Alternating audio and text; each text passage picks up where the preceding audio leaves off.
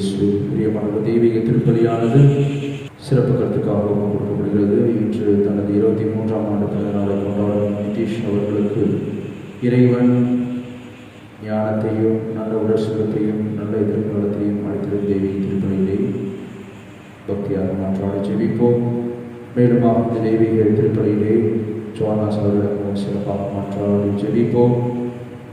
அதி சீக்கிரத்திலே அவர் குணம் பெற வேண்டும் என்று இந்த தெய்வீக திருப்பலியிலே மன்றாடுவோம். மேலும் தெய்வீக திருப்பலியிலே அந்த தமிழகத்தில் இருக்கக்கூடிய பெரும்பாலான ஆயர்கள் தங்களது நாம விழாவை சிறப்பிக்கிறார்கள். அது குறிப்பாக நமது ஆயரும் இன்று தனது நாம விழாவை சிறப்பிக்கிறார், அந்தோணி நீதிநாதன் ஆயர் அவர்கள். ஆகவே அவருடைய முன்னெடுப்புகளுக்காக மன்றாடுவோம். அவர் வழியாக மறைமாவட்டத்தில் ஆஸ்வதிக்க வேண்டும் என்று மன்றாட ஜெபிப்போம். மேலுமாக இந்த கொரோனா தொற்று நோயினால் மருத்துவமனையில் இருக்கக்கூடிய நபர்களுக்கு அது சீக்கிரத்தில் இறைவன் சுகத்தை தர வேண்டும் என்று தெய்வீக திருப்பலியிலே மன்றாட ஜெபிப்போம். மேலுமாக தெய்வீக திருப்பலியானது இறந்த ஆன்மாக்களுக்காக ஒப்புக் கொடுக்கப்படுகிறது. அருட்சகோதரி பெர்னத் அவருடைய ஆண்மையை காட்சிக்காகவும், ஆரோக்கியசாமி அவருடைய ஆண்மையை காட்சிக்காகவும் தெய்வீக திருப்பலியிலே பக்தியாக மன்றாட ஜெபிப்போம். அவர் இந்த உலகத்திலே வாழ்ந்த பொழுது கடவுளுக்கு எதிராகவும் மனிதருக்கு எதிராகவும் செய்த அனைத்து பாவம் இறைவன் மன்னித்து அவர்களுக்கு பேர்கள் வாழ்வழித்தருள தெய்வீக திருப்பலியிலே மன்றாட ஜெபிப்போம். மேலும் தெய்வீக திருப்பலியிலே அண்மையிலே இருந்த அருட்பணி இக்னேஷியஸ் பிரசாத் அவருடைய ஆண்மையை காட்சிக்காகவும், மேலும் அவர்கள் மறை மாவட்டத்தில் இருந்த அருட்பணி சார்ல்ஸ், அருட்பணி ஜான் சுரேஷ், அருட்பணி விக்டர் இமானுவேல் ஆண்மையை காட்சிக்காகவும் இந்த தெய்வீக திருப்பலியிலே மன்றாட ஜெபிப்போம். இவருடைய பாவனை எல்லாம் இறைவன் அனைத்து இவர்களுக்கு பேர்கள் வாழ்வழி தருவது தெய்வீக திருப்பலியிலே மன்றாட ஜெபிப்போம். கோடி என்பது அந்தோணியாருடைய பெருவிழாவை சிறப்பிக்கக்கூடிய இந்த நாளில் யாரெல்லாம் அந்தோணி அம்மாள் என்ற பெயரை வைத்திருக்கிறார்களோ, மேலுமாக அந்தோணியாருடைய பெயரை கொண்டு இயங்கி வரக்கூடிய நிறுவனங்கள், பள்ளிகள், மேலுமாக துறவர சபைகள் அனைவருக்காகவும் தெய்வீக திருப்பலியிலே பக்தியாக மன்றாட ஜெபிப்போம். ஆண்டவரை நோக்கி கூக்குரலிடும், என் குரலை கேட்டருளும். நீரை எனக்கு துணையாக இருப்பீராக. என்னை தள்ளிவிடாதிரும், என் மீட்பராகி கடவுளே என்னை கைவிடாதிரும். தந்தை மகன் தூயாவின் பெயராலே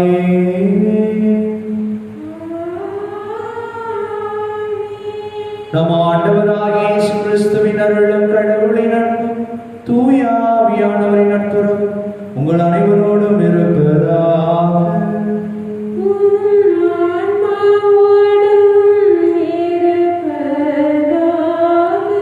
கடந்த வாரம் முழுவதும் நம்மை பாதுகாத்து வழி நடத்தி கடவுளுக்கு நன்றி கூறுவோம். பல்வேறு இக்கட்டுகள், இன்னல்கள், கஷ்டங்கள், துயரங்கள், இழப்புகள், இறப்புகள், நோய் நொடிகள் அனைத்திலிருந்தும் நம்மை காப்பாற்றிய கடவுளுக்கு நன்றி கூறுவோம். இந்த புதிய வாரத்திலும் இறைவன் நம்மை தொடர்ந்து ஆசீர்வதிக்க வேண்டும். இந்த கொரோனா தொற்று நோயிலிருந்து இந்த உலகத்தை நம்மை மீட்க வேண்டும் என்று தெய்வீக திருப்பலியிலே பக்தியாக இணைந்து ஜெபிப்போம். இந்த பரிசுத்த கல்வாரிகளை தகுதியான முறையிலே ஒப்புக் கொடுக்க தடையாக்கி நமது பாவங்களை எல்லாம் ஏற்றுக்கொண்டு இறைவனிடம் மனமருந்தி மன்னிப்பை வேண்டுவோம். எல்லாம் உள்ள இறைவனிடமும் சகோதர சகோதரிகளை உங்களிடமும் நான் பாவி என்று ஏற்றுக்கொள்கிறேன். ஏனெனில் என் சிந்தனையாலும் சொல்லாலும் செயலாலும் கடமையை தவறியதாலும் பாவங்கள் பல செய்தேன். என் பாவமே, என் பாவமே, என் பெரும் பாவமே.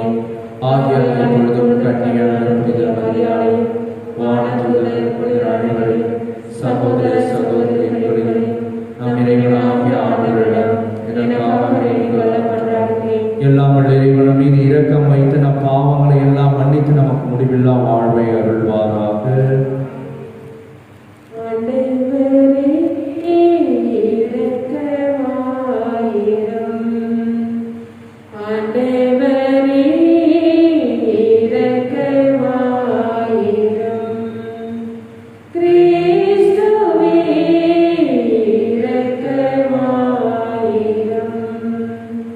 Cristo,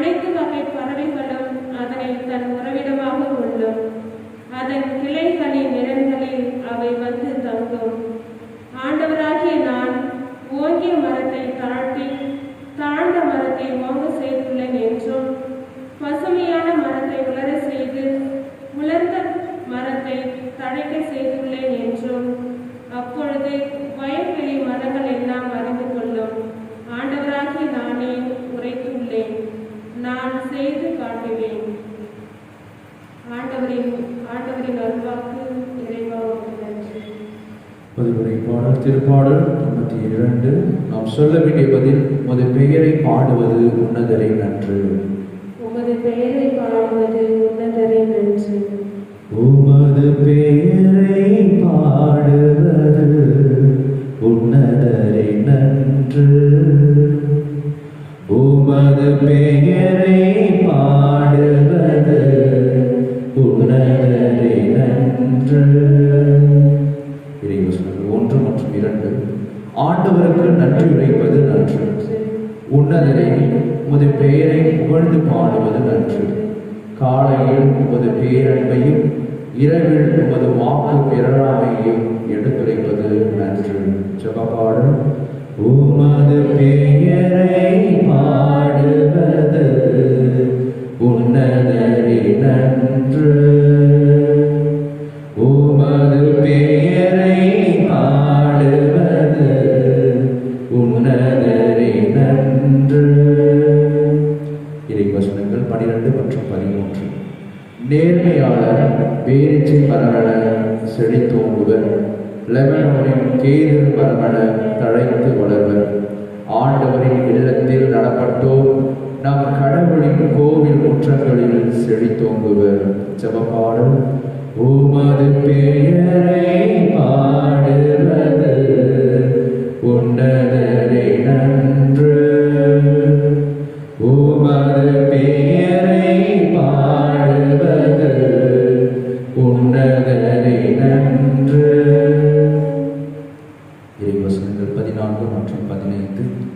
அவர்கள் முதிர் வயதிலும் கனி தருவர். என்றும் செழுமையும் பசுமையுமாய் இருப்பர். ஆண்டவர் நேர்மையுள்ளவர். அவரே என் பாறை. அவரிடம் அநீதி ஏதுமில்லை என்று அறிவிப்பர். ஜெபப்பாடல். உமது பெயரை பாடுவது உன்னதரை நன்று. உமது பெயரை பாடுவது உன்னதரை நன்று. இரண்டாம் வாசகம். நம் இடத்தில் குடியிருந்தாலும் குடிபெயர்ந்தாலும் அவருக்கு உகந்தவராயிருப்பதே நம் நோக்கம். திருத்துதர் பவுல் கொரிந்தியருக்கு எழுதிய 2ஆம் திருமுகத்திலிருந்து வாசகம். அதிகாரம் 5 இறை வார்த்தைகள் 6-10 முடியும். சகோதர சகோதரிகளே, நாங்கள் எப்பொழுதும் துணிவுடன் இருக்கின்றோம். இவ்வுடலில் குடியிருக்கும் வரையில் நாம் ஆண்டவரிடமிருந்து அகன்று இருக்கின்றோம் என்பது நமக்கு தெரியும். நாம் கண்டவற்றின் அடிப்படையில் அல்ல, நம்பிக்கையின் அடிப்படையிலே வாழ்கின்றோம். நாம் துணிவுடன் இருக்கின்றோம். இவ்வுடலை விட்டகன்று ஆண்டவரோடு குடியிருக்க விரும்புகின்றோம். எனவே நாம் இவ்வுடலில் குடியிருந்தாலும் அதிலிருந்து குடிபெயர்ந்தாலும் அவர் புகுந்தவராய் இருப்பதே நம் நோக்கம். எனவே நாம் அனைவருமே கிறிஸ்துவின் நடுவர் இருக்கை முன்பாக நிற்க வேண்டும். அப்பொழுது உடலோடு வாழ்ந்தபோது நாம் செய்த நன்மை தீமைக்கு கைமாறு வெற்றி கொள்ளுமாறு ஒவ்வொருவரின் செயலுக்கும் வெளிப்படும். ஆண்டவரின் அருள்வாக்கு. இறைவா உமக்கு நன்றி.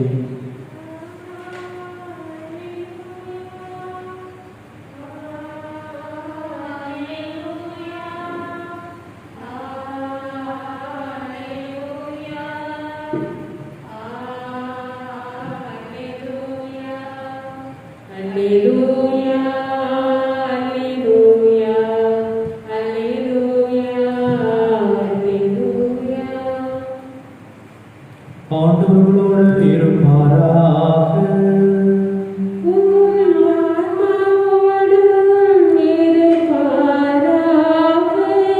தூயமாக எழுதிய நற்செய்தியிலிருந்து வாசகம்.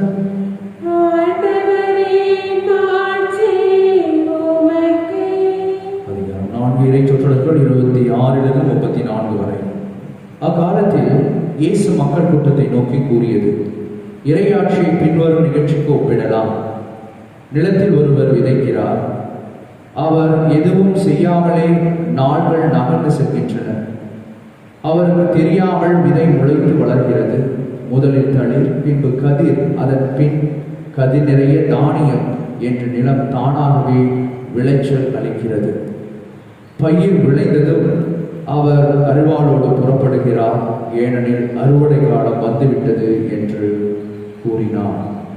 மேலும் அவர், இறையாட்சி எதற்கு ஒப்பிடலாம் அல்லது எந்த ஓமையால் அதை எடுத்து சொல்லலாம்? அது கடுகு விதைக்கு ஒப்பாகும். அது நிலத்தில் விதைக்கப்படும் பொழுது உலகில் உள்ள எல்லா விதைகளையும் விட சிறியது. அது விதைக்கப்பட்ட பின் முளைத்தெழுந்து எல்லா செடிகளையும் விட பெரிதாகி வானத்து பறவைகள் அதன் நிழலில் தங்கக்கூடிய அளவுக்கு பெருங்கிளைகள் விடும் என்று கூறினார். அவர்களது கேட்டறியும் திறமைக்கேற்ப அவர் இத்தகைய பல ஓமைகளால் இறைவாக்கை அவர்களுக்கு எடுத்துரைத்து வந்தார். ஓமைகளன்றி அவர் அவர்களோடு பேசவில்லை. ஆனால் தனிமையாக இருந்தபொழுது தம் சீடருக்கு அனைத்தையும் விளக்கி சொன்னார். ஆண்டவரின் அருள்வாக்கு. கிறிஸ்துவே உமக்கு புகழ்.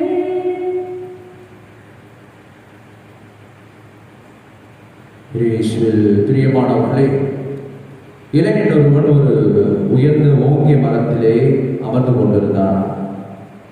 தான் அமர்ந்து கொண்டிருந்த மரம்தான் சிறந்தது, வலிமையானது என்று உயரமாக அமர்ந்து கொண்டிருந்த அவன் அந்த மரத்திற்கு அருகாமையிலே இருக்கக்கூடிய கொடிகளை, சிறு சிறு மரங்களை அவன் வித்தியாசமாக கேளிக்கை தனத்தோடு பார்க்க துவங்கினான். அவ்வாறாக ஒரு கொடியை பார்த்த பொழுது அது சிறியதாக இருந்தாலும் அதில் பெரிய பூசணிக்காய் ஒன்று இருந்ததா, பெரிய ஒரு காய் தரக்கூடிய, கனி தரக்கூடிய அந்த கொடியை பார்த்து அவன் தொடக்கத்திலே வித்தியாசமாக ஏளனமாக பார்த்தாலும் தனது போக்கை மாற்றிக்கொண்டு அவன் இந்த சிறிய கொடியில் இவ்வளவு பெரிய ஒரு படைப்பை கடவுள் வைத்திருக்கிறாரே என்று கடவுளை அவன் போற்ற துவங்கினானான். தான் அமர்ந்திருந்த அந்த மரத்தில் இருந்த ஒரு சிறிய விதை, மேலே இருந்து விழுந்த ஒரு சிறிய காய்ந்த விதையானது அவனது தலையை பதம் பார்த்த பொழுது அவன் கடவுளுடைய படைப்பை நினைத்து இன்னும் ஆச்சரியத்தோடு கடவுளை போற்றினான். இந்த பூசணிக்காய் அந்த உயர்ந்த மரத்தில் இருந்திருந்தால் அவனது தலை என்ன ஆகியிருக்கும், அவனது மண்டை உடைந்து போயிருக்கும் என்று கடவுளுடைய படைப்பு எவ்வாறாக ஓங்கிய மரத்திலே இருக்கிறது, எவ்வாறாக கொடியிலே இருக்கிறது என்று கடவுளை அவன் ஆர்வரித்து பாட துவங்கினான். அமெரிக்க பிரியமானவர்கள், திருத்தந்தை போப் பிரான்சிஸ் அவர்கள் சொல்வது போல கடவுளுடைய வழிகளும் கடவுளுடைய எண்ணங்களும் கடவுளுடைய செயல்பாடுகளும் நாம் யூகிக்க முடியாது. God's ways are always unpredictable என்று ஆங்கிலத்திலே சொல்வார்கள். இப்படிதான் கடவுளுடைய வழி இருக்கும், இப்படிதான் கடவுள் செய்ய போகிறார் என்று யாரும் யூகிக்க முடியாது, யாரும் சொல்ல முடியாது. இயேசு பிரியமானவர் அத்தகைய ஒரு தனிப்பட்ட ஆற்றலை கடவுள் கொண்டிருக்கிறார். அதை தான் இன்றைய முதல் வாசகத்திலே நாம் பார்க்கின்றோம். முதல் வாசகத்தை நாம் வாசிப்பதோடு அதனுடைய பின்புலத்தை நாம் அறிந்து கொள்கின்ற பொழுது நாம் கடவுளுடைய வல்லமையை இன்னும் அதிகமாக புரிந்து கொள்ள முடியும். இயேசு பிரியமானவர்களே, கேதுரு மரத்தை பற்றி இன்றைய முதல் வாசகத்திலே நாம் வாசிக்கின்றோம். கேதுரு மரம் என்பது மிகவும் வலிமை வாய்ந்த ஒரு மரம். அது சாதாரண மரங்களை போல அல்ல, 100 அடி உயரம் வளரக்கூடிய ஒரு மரம். அதனுடைய அகலம் 6 அடி இருக்குமா. அதனுடைய நிழலிலே கிட்டத்தட்ட ஒரு 5000 பேர் அமரலாம். அத்தகைய ஒரு சிறப்பான தன்மை கொண்ட அந்த கேதுரு மரம் அரிய வகையான ஒரு மரம். அவை எர்சிலே பகுதியிலே, மேலுமாக துருக்கி அத்தகைய பகுதியிலே வளரக்கூடிய ஒரு மரமாக இருக்கிறது. அதே போல இந்த மரத்தை பற்றி இந்த முதல் வாசகத்தை சொல்லிவிட்டு அதனைத் தொடர்ந்து நாம் வாசிக்கின்றோம். அந்த மலையிலே கடவுள் அதனுடைய கிளையை உடைத்து மலையிலே நட்டு வைப்பார். அந்த குழந்தையை கொண்டிருக்கக்கூடிய அந்த கிளையை உடைத்து மலையிலே கடவுள் நட்டு வைப்பார். மேலுமாக அந்த மலையிலே உயர்ந்து போன மரங்கள் தாழ்த்தப்படும், தாழ்த்தப்பட்ட மரங்கள் உயர்த்தப்படும். செழிப்பானவை தளர்ந்து போகும், தளர்ந்து போனவை செழிப்பாகும் என்று சொல்வதை பார்க்கின்றோம். இயேசு பிரியமானவர்களே, பாபிலோனிய அந்த நாடானது மிகவும் செழுமையான ஒரு நாடாக இருந்தது. எண்ணற்ற நாடுகளை அடிமையாக வைத்து செயல்பட வேண்டும் என்கின்ற ஆதிக்கத்தன்மையோடு வாழ்ந்து கொண்டிருந்தது.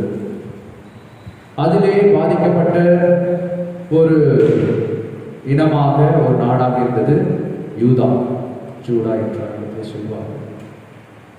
ஆகவே கடவுள் எசேக்கியேல் இறைவாக்கினருடைய புத்தகத்தில் கூட பார்க்கலாம், கடவுள் எவ்வாறாக இந்த கேதுரு மரத்தின் வழியாக அவர் சொல்வதை நாம் பார்க்கின்றோம். உயர்ந்தவை கீழே தள்ளப்படும், தாழ்த்தப்பட்டவை உயர்த்தப்படும், செழுமையானவை கீழே தள்ளப்படும், நிலை குலைந்து போனவை செழித்தோங்கும் என்று யூதா நிச்சயமாக செழித்தோங்கும் என்பதை மறைமுகமாக இறைவனுடைய முதல் வாசகத்தின் வழியாக சொல்வதை நாம் பார்க்கின்றோம். மேலுமாக இன்றைய முதல் வாசகம் இந்த கேதுரு மரம் எதற்கு ஒப்பிடப்படுகிறது என்று சொன்னால் நீதிமான்களுக்கு ஒப்பிடப்படுகிறது. இன்றைய பதிலுரை பாடலை அதைதான் நாம் வாசிக்கின்றோம். நீதிமான்கள் கடவுளுக்கு அர்ப்பணமாக இருப்பதால் அவர்கள் எத்தகைய ஒரு தனி தன்மையை பெற்றிருக்கிறார்கள். கேதுரு மரம் அனைத்து மரங்களை விட சிறந்த மரமாக இருப்பது போல இவர்கள் தங்களையே கடவுளுக்கு சிறப்பாக ஒப்புக் கொடுக்கின்ற பொழுது, அவர்கள் ஆலயத்திலே தங்களை விதைக்கின்ற பொழுது அந்த ஆலய முற்றங்களிலே அவர்கள் செழித்தோங்குவார்கள்.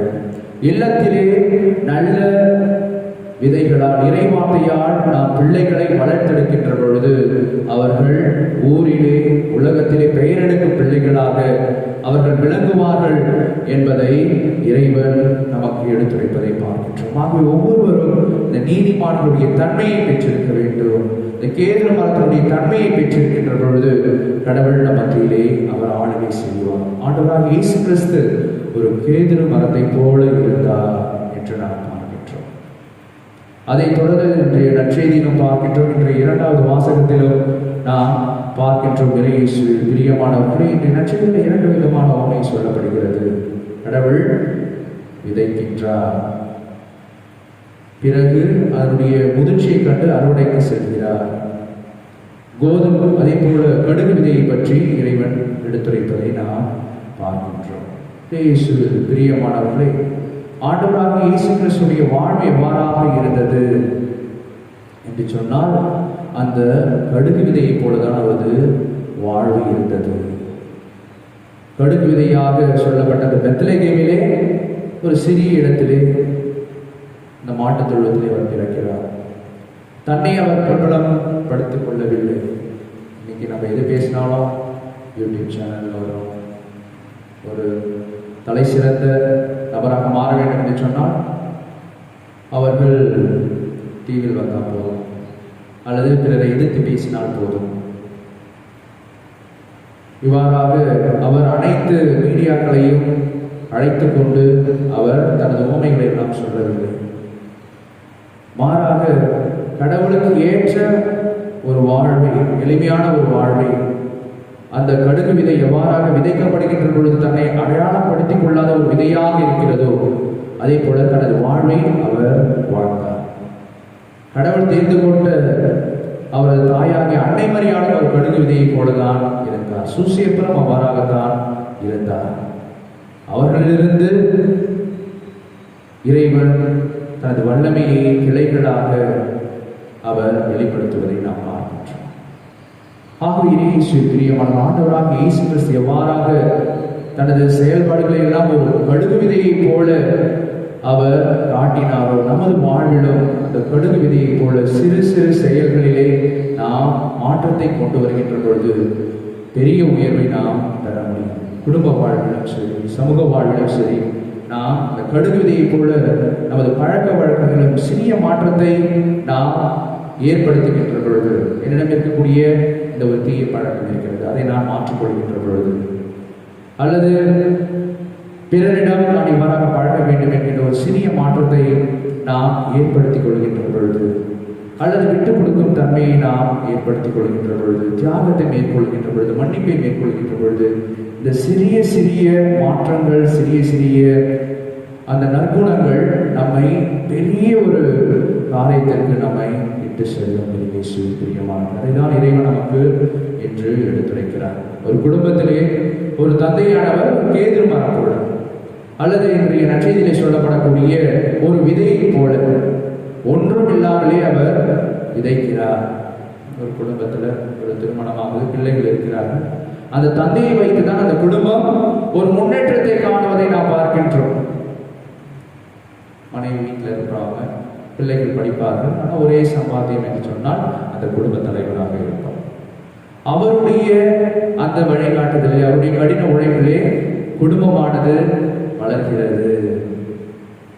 அவர் அந்த கேதுருவை மரத்தை போல, இந்த நற்செய்தியிலே காட்டப்பட்ட அந்த விதையை போல தானாகவே கடவுளுடைய வல்லமையாலும் ஆற்றலாலும் அவர் வளர்வதை பார்க்கின்றோம். குடும்ப உறவுகளிலே முக்கியமான ஒரு செயலாக இருக்கிறது. தந்தை அவர்கள் தானாக அந்த குடும்பத்தை தனி ஒரு நபராக அவர் வழிநடத்துகிறார். அந்த குடும்பத்தில் இருக்கக்கூடிய குடும்ப தலைவி என்பவர் கடுகு விதையை போல,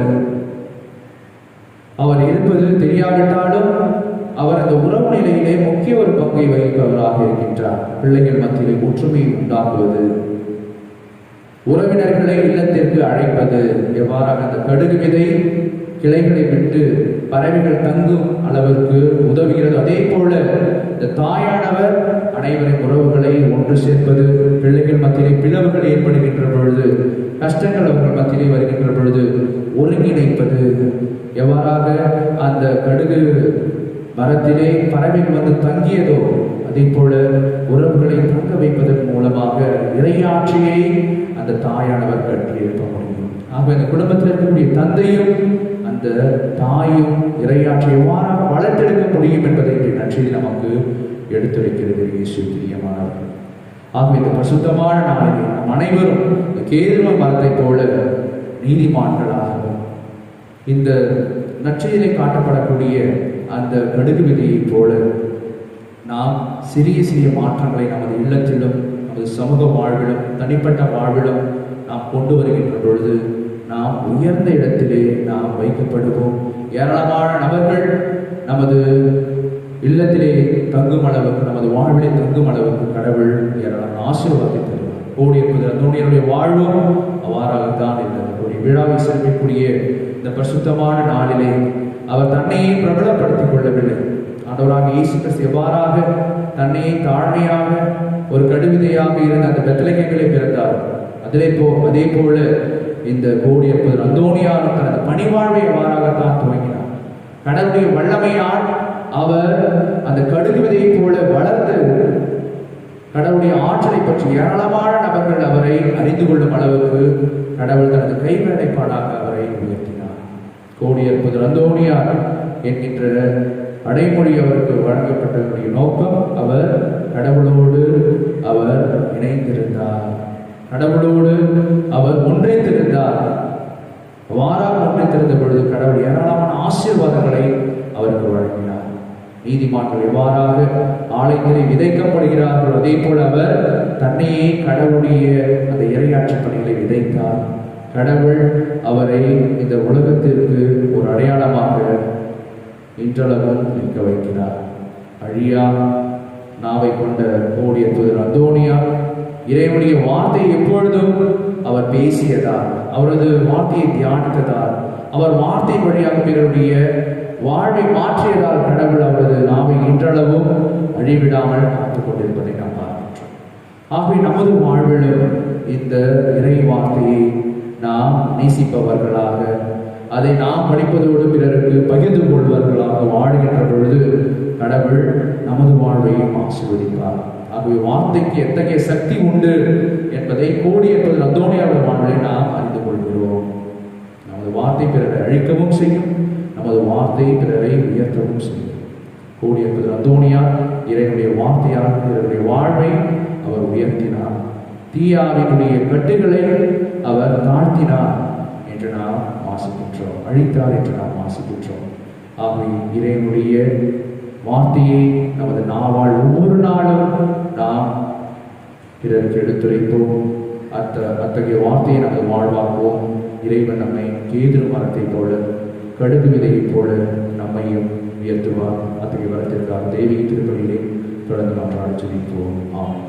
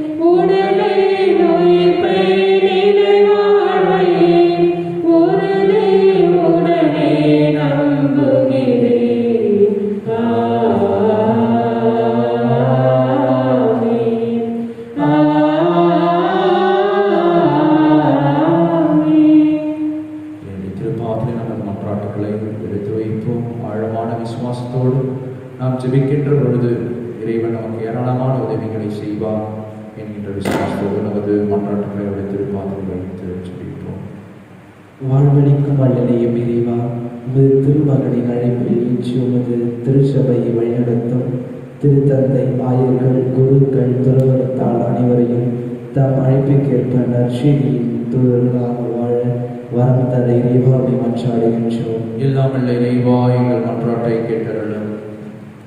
வழிநடத்தும் இறைவா, நாட்டை ஆட்சி செய்யும் வழிநடத்தும் நல்லாயிரம் இறைவா, நாட்டை ஆட்சி செய்யும் அதிகாரிகளை ஆசீர்வதியும். மக்களின் வாழ்வினை அக்கறை கொண்டு பயனுள்ள நல்ல பல காரியங்களை முன்னெடுத்து மக்களின் ஏற்றமான வாழ்விற்கு வழிகாட்ட அருள் தர வேண்டும் என்று இறைவாவிடம் மன்றாடுகின்றோம். எல்லாம் வல்ல இறைவா, எங்கள் மன்றாட்டை கேட்டருளும். அன்பு இயேசுவே, தொற்று நோயால் பல்வேறு நோயினாலும் வேதனைப்படும் மக்களை ஆசீர்வதியும். நோயினால் ஏற்படுகின்ற வலியையும் வேதனைகளையும் தாங்க முடியாத சக்தி தந்து இறை நம்பிக்கையோடு வாழ இறைவாவை மன்றாடுகின்றோம். எல்லாம் வல்ல இறைவா, எங்கள் மன்றாட்டை கேட்டருளும். நல்லாயிரம் இறைவா, பொது பணியில் தங்களையே அர்ப்பணித்துக் கொண்ட காவலர்கள், மருத்துவர்கள், செவிலியர்கள், துப்புரவு பணியாளர்கள் மற்றும் தன்னார்வ தொண்டர்கள் அனைவரையும் ஆசீர்வதியும். அவர்களுக்கு நல்ல உடல் நலனை தந்து ஆர்வத்துடனும் முழு ஈடுபாட்டுடனும் தங்களது பணியை செய்ய தேவையான சக்தியை தந்து வழிநடத்த இறைவாவிடம் மன்றாடுகின்றோம். எல்லாம் வல்ல இறைவா, எங்கள் மன்றாட்டை கேட்டருளும். நம்முடைய தனிப்பட்ட தேவைகளுக்காக மன்றாடி ஜெபிப்போம். யாரெல்லாம் நம்மிடம் ஜெபோதேவியை கேட்டார்களோ அவர்களை அனைவரும் நினைத்து பார்த்தவர்களுக்காகவும் மௌனமாக ஜெபிப்போம். அனைத்தையும் எங்கள் ஆண்டவராகிய இயேசு கிறிஸ்து வழியாக நமக்கு மன்றாடுகின்றோம்.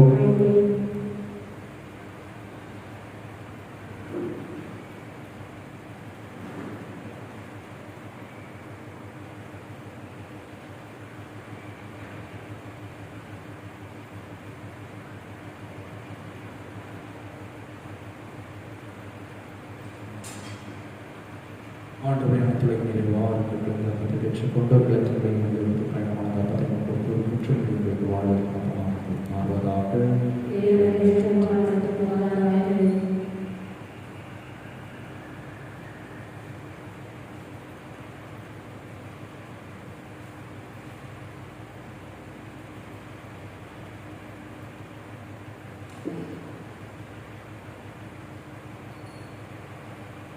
ஆண்டவரே, அனைத்துலகின் இறைவனை வாழ்த்த பெறுவீராக என்பது வல்லமிலிருந்து நாம் இந்த ரசத்தை பெற்றுள்ளோம். திராட்சை செடியும் மனித உழைப்பின் பயணமான இந்த ரசத்தை நமக்கு ஒப்புக் கொடுக்கின்றோம்.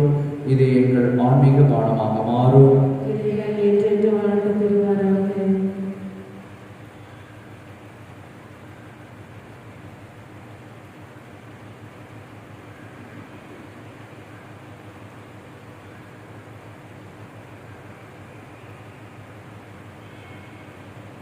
அன்புமிக்க சகோதர சகோதரிகளின் புனிதமான பலி எல்லாம் வல்ல தந்தையாக இறைவனுக்கு ஏற்றதாகபடி ஜெபியுங்கள்.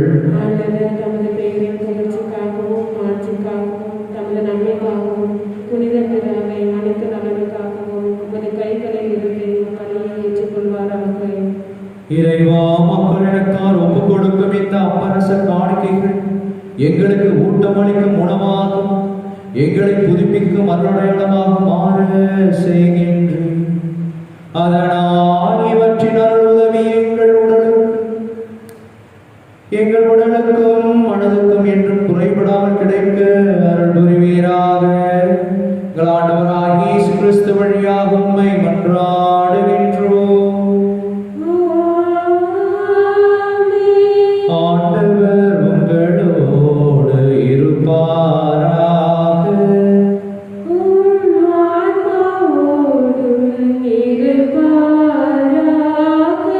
இதயங்களை மேலே எழுப்புங்கள்.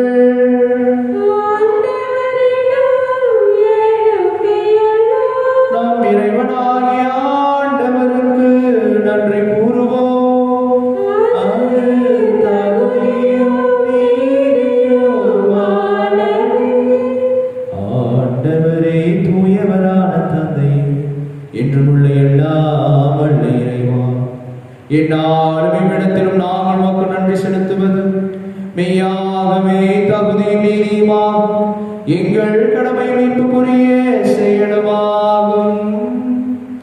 உம்முடைய அன்பத்தின் மகன் வழியாக நீர் மனித இனங்களை படைத்தது போல மிகுந்த கனிவிரக்கத்தால் அவற்றை புதுப்பிக்கவும் திருவுளமானீர். ஆகவே படைப்புகள் அனைத்தும் உமக்கு பணிபுரிகின்றன. மீட்படைந்தோர் அனைவரும் உம்மை ஏற்றவாறு புகழ்கின்றனர். உம்முடைய புனிதர்களும் ஒரு இதயத்தோராய் உம்மை போற்றுகின்றனர். எனவே வானதூதர் அனைவரோடும் சேர்ந்து நாங்கள் உம்மை கொண்டாடி மகிழ்வுடன் இப்பொழுது அறிக்கையிட்டு பாடுவதாவது: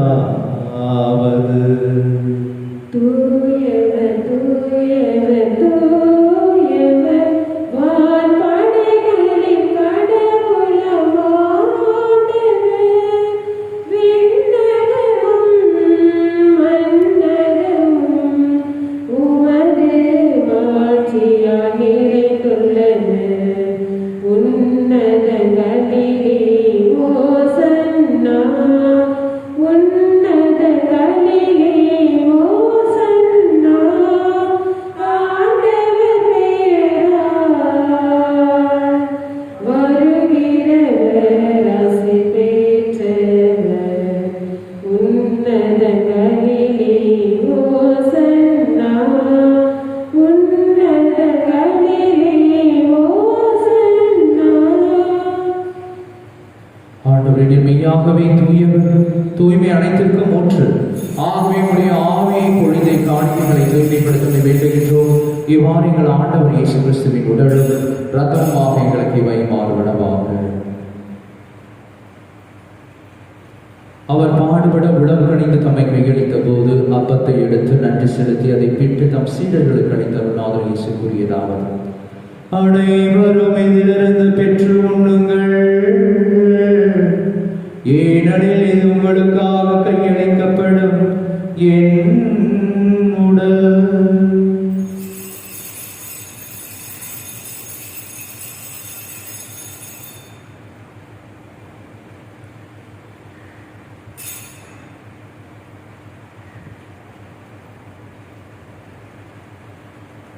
அவ்வண்ணமே இரவு விருந்தை அருந்திய பின் கிண்ணத்தையும் எடுத்து மீண்டும் அவர் நன்றி கூறி தம் சீடர்களுக்கு அளித்த அருளாதர் இயேசு கூறியதாவது: அனைவரும் இதிலிருந்து பெற்று பருகுங்கள், ஏனெனில் இது புதிய நிலையான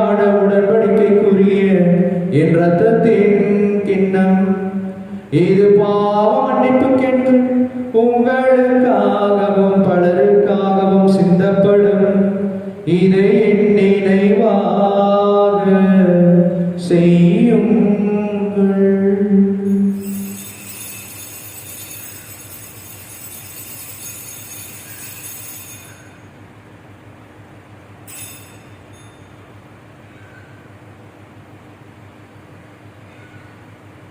நம்பிக்கையின் மறைபொருள்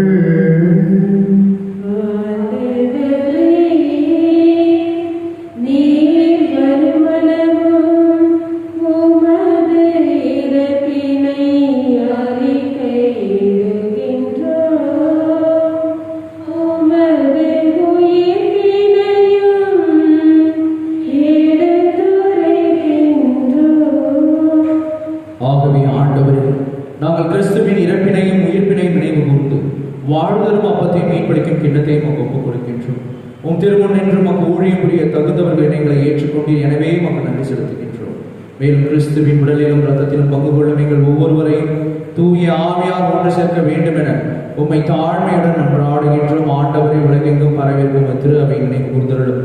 எங்கள் திருத்தந்தை பிரான்சிஸ், எங்கள் பாசமிகு மக்களாகிய நீதிநாதன், எல்லா திருநிலையினர் ஆகிய அனைவரோடும் இந்த திரு அவை அன்பில் நிறைவேற செய்தருளும். மேலும் உயிர்த்தெழும் எதிர்நோக்குடன் துயில்களும் எங்கள் சகோதர சகோதரிகளையும் இறந்தோர் அனைவரையும் இரக்கத்துடன் நினைவு கூர்ந்து ஒரு திருமுக ஒளியினுள் ஏற்றருளும்.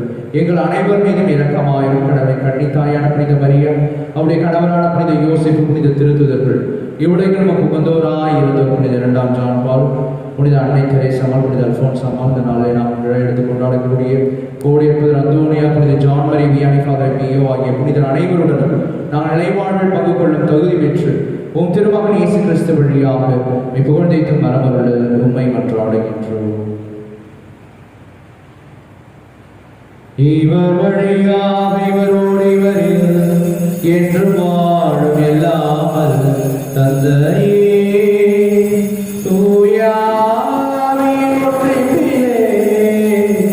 எல்லா புகழும் மாட்சிமையும் என்றென்றும் உமதே.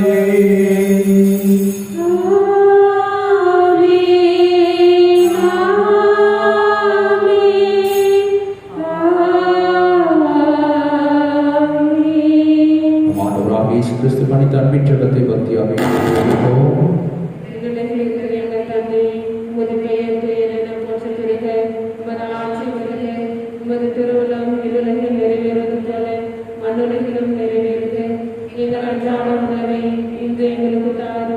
எங்களுக்கு எதிராக குற்றம் செய்வோரை நாங்கள் மன்னிப்பது போல எங்கள் குற்றங்களை மன்னியும். எங்களை சோதனைக்கு உட்படுத்தாதையும் தீமையிலிருந்து எங்களை விடுவித்தருளும். ஆண்டவரே, தீமை அனைத்திலிருந்தும் எங்களை விடுவித்து எங்கள் வாழ்நாளில் அமைதியை கனிவுடன் அருளும் மன்றாடுகின்றோம். உமது பேரிரக்கத்தின் உதவியால் நாங்கள் பாவத்திலிருந்து எப்பொழுதும் விடுதலை பெற்று யாதொரு கலக்கமும் இன்றி நலமாய் இருப்போமாக. நாங்கள் எதிர்நோக்கி இருக்கும் பேரின்பத்திற்காகவும் மீட்பராகிய இயேசு கிறிஸ்துவின் 2ஆம் வருகைக்காகவும் காத்திருக்கின்றோம். ஏனெனில் ஆட்சியும் வல்லமையும் மாட்சியும் என்றென்றும் உமதே. ஆண்டவரே இயேசு கிறிஸ்துவே, அமைதியை உங்களுக்கு விட்டுச் செல்கிறேன், என் அமைதியை உங்களுக்கு அளிக்கிறேன் என்று உம் திருத்துதர்களுக்கு மொழிந்தீர். எங்கள் பாவங்களை பாராமல் உமது திரு அவை நம்பிக்கையை கண்ணோக்கி உமது திருவிழத்திற்கு ஏற்பதற்கு அமைதியும் ஒற்றுமையும் அளித்தருள்வீராக. என்றென்றும் வாழ்ந்து ஆட்சி செய்கின்றவர் நீரே. ஆண்டவருடைய பரிசுத்தமான உன்னதமான அமைதி உங்களோடு உங்கள் குடும்பத்துடன் இன்று நிலைத்திருப்பதாக. பரிசுத்த கல்வாரி வழியின் வழியாக நமக்கு அருளக்கூடிய அமைதியை ஒற்றுமை சமாதானத்தை மகிழ்வை நாம் ஒருவர் பிறரோடு பகிர்ந்து மகிழ்வோம். சமாதானம். உலகின் பாவங்களை போக்கும் இறைவனின் செம்மறியே, என்மேல் இரக்கமையும். உலகின் பாவங்களை போக்கும் இறைவனின் செம்மறியே, என்மேல் இரக்கமையும். உலகின் பாவங்களை போக்கும் இறைவனின் செம்மறியே, எங்களுக்கு அமைதி அருளும்.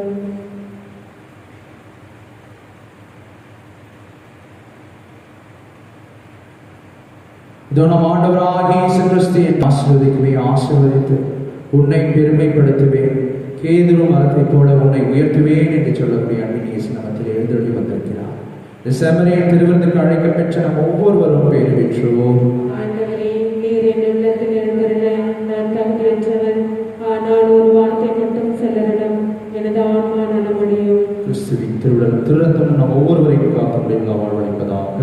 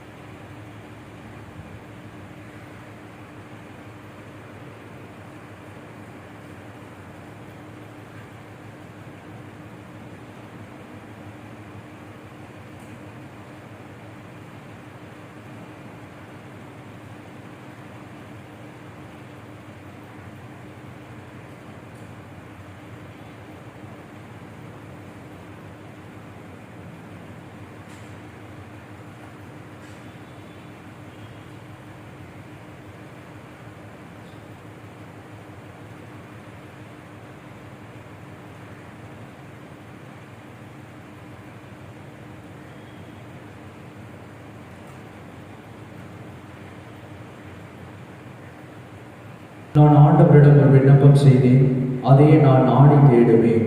அதனால் ஆண்டவரின் இல்லத்தில் என் வாழ்நாள் எல்லாம் நான் கூடியிருப்பேன்.